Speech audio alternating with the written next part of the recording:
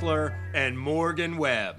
No more hot dogs. Hello, and welcome to this nostalgic episode of X-Play. 2005 Electronic Entertainment Expo. It seems like it was only a few weeks ago. It was only a few weeks ago. Oh, the distant memories.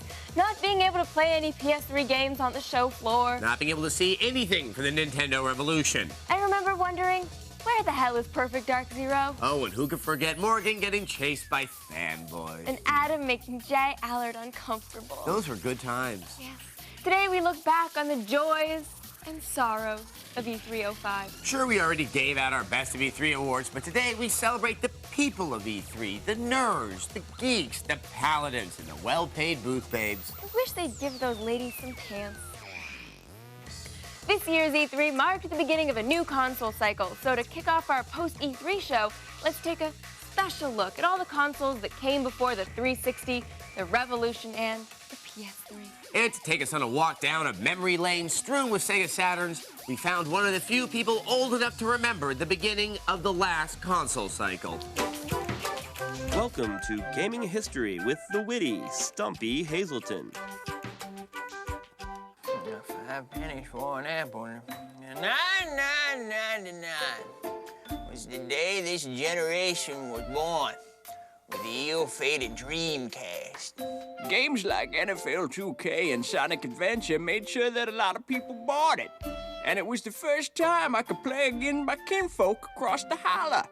You just take this here cord and plug it into that there hole. Easy as pie. Oh. And now the Dreamcast controller. Where did I put that thing? No!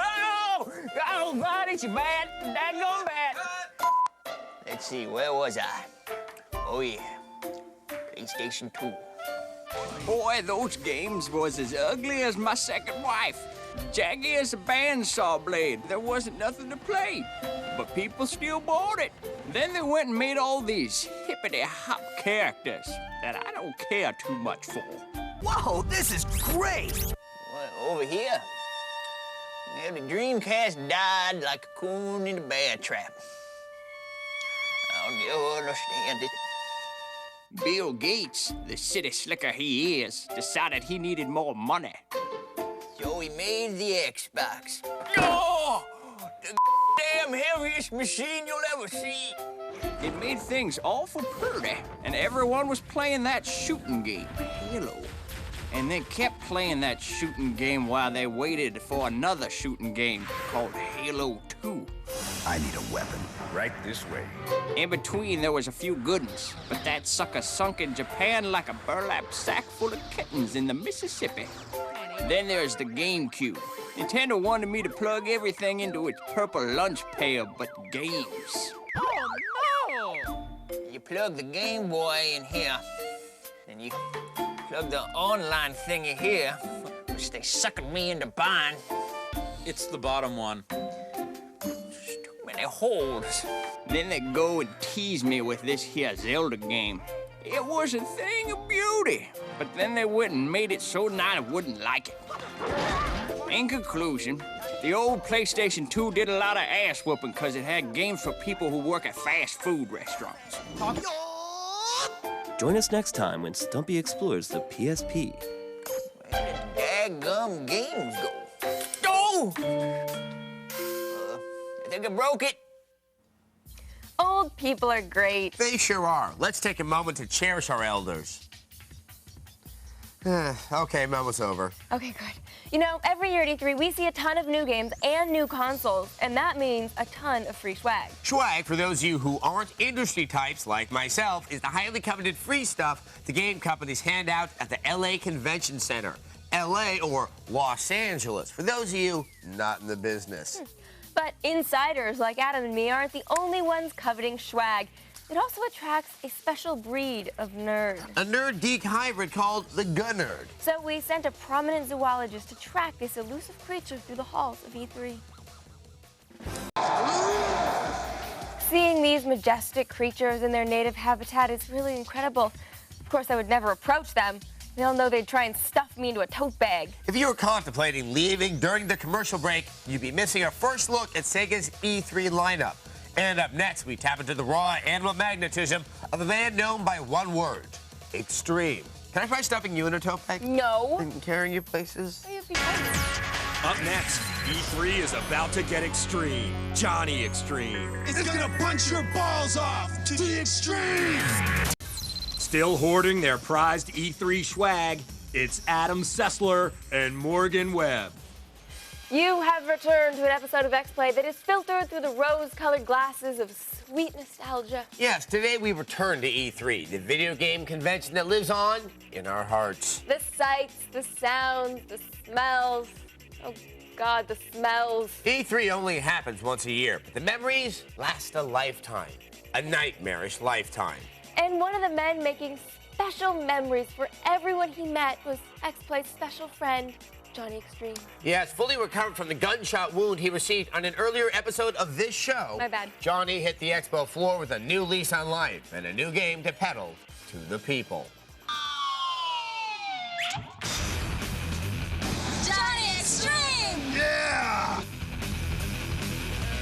Extreme! Well, tell me what it's all about, Johnny. There's not a single title at this convention that truly goes balls to the wall and takes gaming to the max. These pantyweights wouldn't know a good game if it came up, slapped them, and called them Susan. That's why, instead of bitching about it like a little girl, I'm gonna make my own game. It's called Johnny's Extreme Adventure, and I'm gonna sell it today to the max. I'm Johnny Extreme. I'm here to pitch my new game to you. It's called Johnny's Extreme Adventure. You like the cover? Looks good. That's me. I'm Johnny Extreme. Do you have any games that you consider to be in the genre of ass-kicking, ball-punching to the extreme games? Absolutely. Well, here's another one for you, but this is going to be the most ass-kickingest, ball-punchingest game you've ever played. You extreme? Yeah. Are you extreme enough for my game? Yeah. You ready for Johnny's Extreme Adventure? Yeah. All right.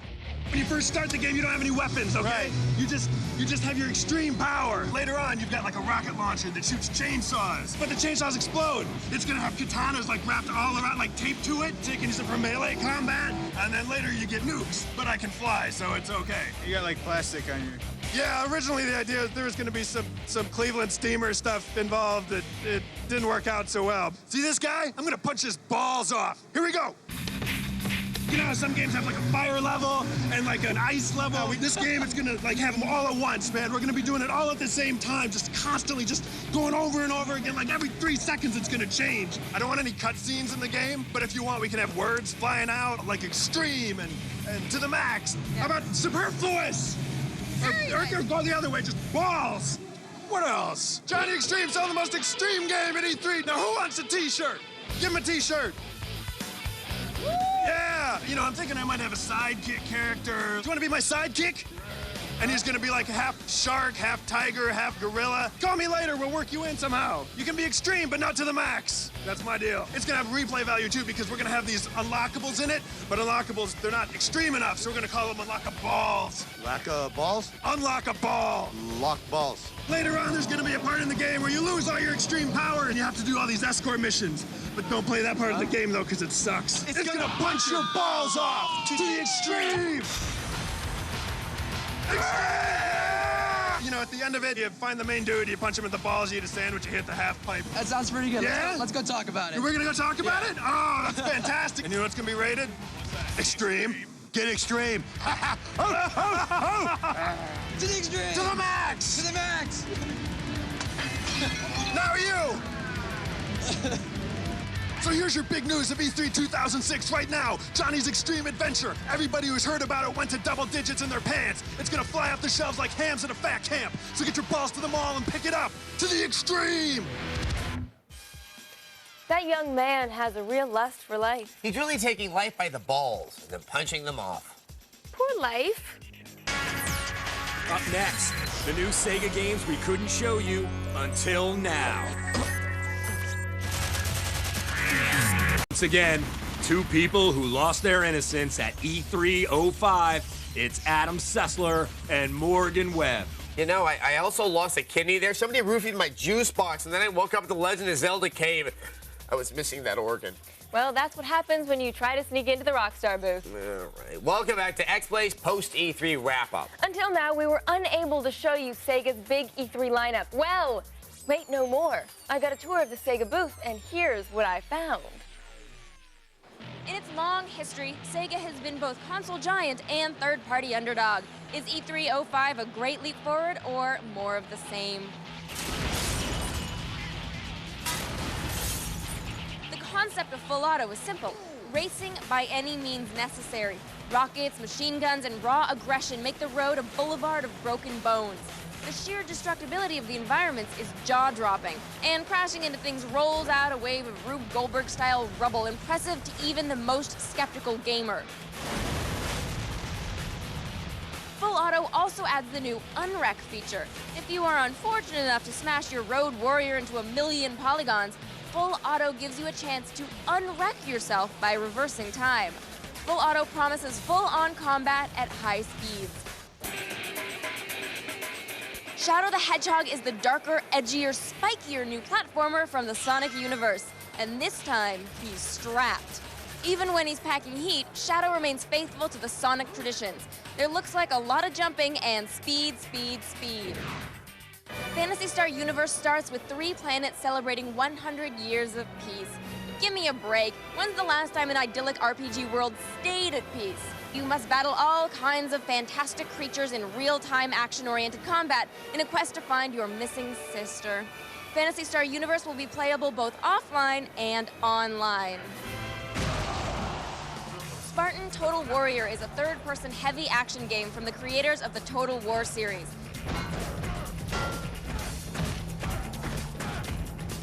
Few slash and hacks capture a truly epic battlefield, but Spartan Total Warrior is calling upon the gods to be one of them. Condemned Criminal Origins is a first-person thriller that pits you against serial killing's baddest and brightest. Atmospheric as hell, long stretches of quiet detective work are punctuated by intense life-and-death alleyway scraps.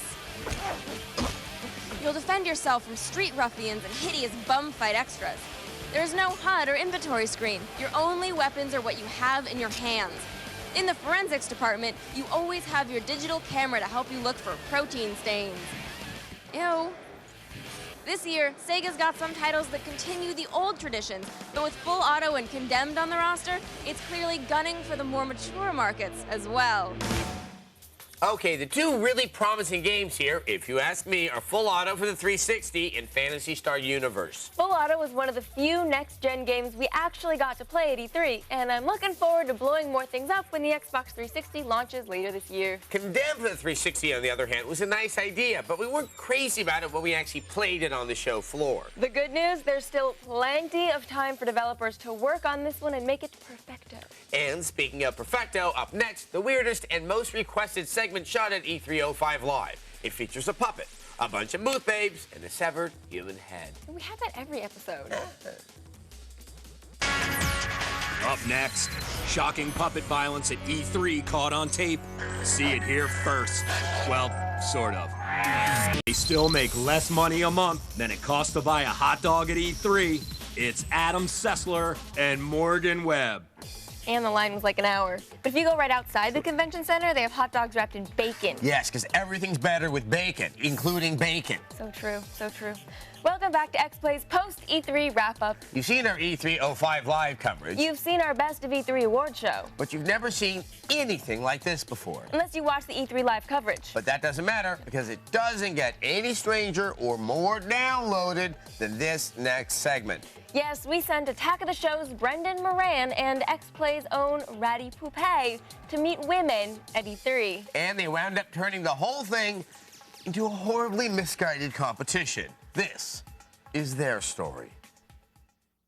The eternal struggle between man and animal continues at E3. Ratty and I are going to be competing to see who can get the most phone numbers. Fighting for the honor of humankind is Brendan, and dueling for all of the animal kingdom is Ratty. Aw, snap. I'm going to win this competition. You're going down, Ratty. Suck it, biatch. Yeah, it's on. Hi, hey. Hi. Couldn't help notice you there. You look very nice today. What's your name? Thank you. Layla. Hi, Layla. My name's Brendan. Nice to meet you. I'm on TV. So I was wondering maybe if you'd give me your phone number. No. No, I'm sorry. No. You know what? Just get out of here. Hey, what's up, Brendan? Oh, no, you didn't. Oh, you better run. I'll kill you. Hey, my name's Brendan. What's yours? Security.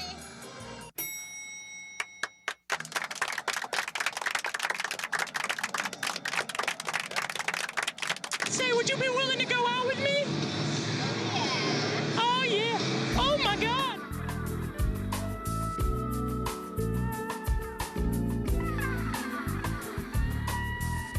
Would you go out with me? Get away from me or I kill you.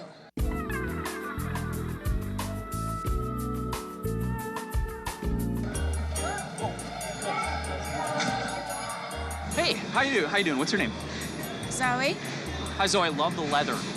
Zoe, Zoe, let me. I like leather too. Ready?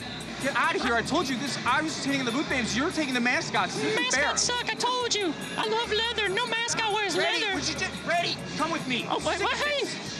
Ready? I've had enough of your attitude. This isn't the deal. What are you gonna do? What are you and your headband gonna do? You got nothing on me. How about this?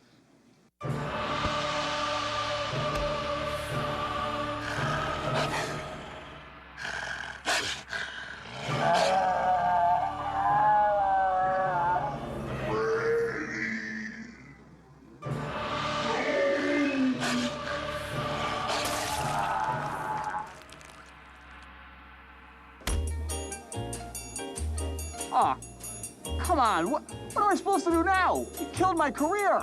Don't worry. I got a plan. This summer on G4, he's a hard-nosed former reporter without a body. Oh my God, I'm a monster! His partner is a dirty puppet with a hand up his ass. Suck it. Ready, throw me the rope. Okay. You better start talking. Bite me, head. Ah! You're out of your mind! Ow! You should meet my partner. Ow! This summer, don't lose your head. Ready, get out of there, it's a trap! Ready and the head. How are you doing this? I don't know! Okay, so just so you know, because you're the only person I care about knowing this, I would watch that show because there's three things I like. I like dismemberment, I like law enforcement, and I like the childless whimsy of puppets. Yeah, dismemberment is very popular these days. Oh, it is? No, the kids are all into it right now. But so what do you think was more plausible, this show or Blind Justice? Okay, blind justice, here's a blind person carrying a gun solving crimes, or a puppet and a head. Well, I think the exposed spinal column will actually make him more sensitive to the crime happening around him. And he could really hold the gun in his mouth and see where he was pointing it. So I think it's more, I think Ratty in the head, hopefully one of the networks will pick it up. And, you know, we'll be and like then a feeder Blind Justice can die like it really, really needed to. If you want anything relevant about E3, I really like Gears of War, like you didn't know that. Good night. Good night.